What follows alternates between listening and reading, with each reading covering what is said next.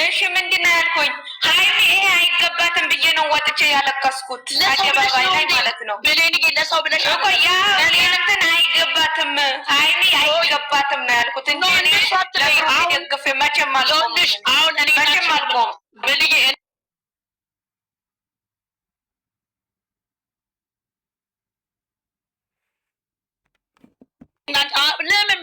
ለምን ሁለቱም ልጆችሽ ናቸው። ሁለቱም ብሌንዬ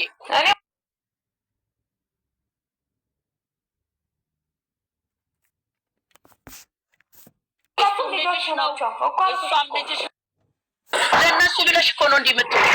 ለምን መንባሽን የምታነቢ? እነሱን ወደሽ አይደል እንዴ? ግን ምን ልልሽ ነው ብሌንዬ፣ ተሳደበች። እዛ ቤት የሚሰበሰቡት ገኒ ትሳደባለች እያሉ ናኒ ገነት የኔ ሞሽኬ እኔ ምንድን ነው እነሱ ለምን እኔን ያዳምጡኛል?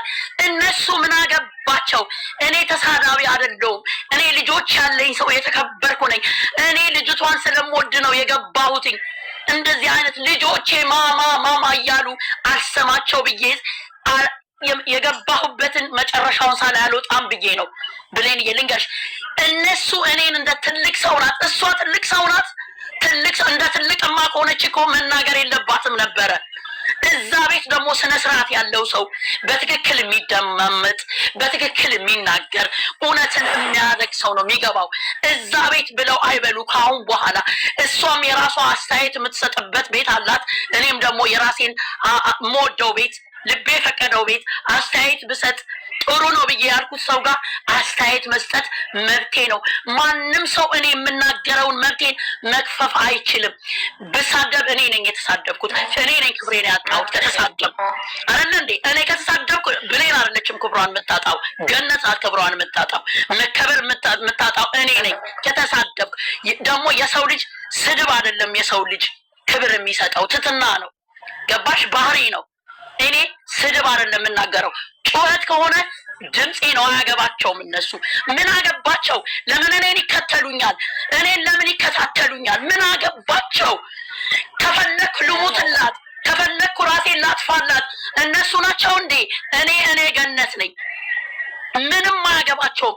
እዛ ቤት ይሳደባሉ፣ እዛ ቤት እንዲያደርጋሉ የሚሉት አያገባቸውም። እነሱ ከፈለጉ ወገንተኝነት ካጠቃቸው መብታቸው ነው። አንድ ቀን ገብቼ እንደዚህ አልተናገርኩም። ዛሬ ግን ብሌን ጠዋት ስለሰማሁሽ ነው። አዳምጣለሁ። ብዙ ነገር ይላሉ አሮገ ትላልቅ ሰዎቹ የተማሩ ከሆኑ እነሱ ከኛ በልጦ መገኘት ነው።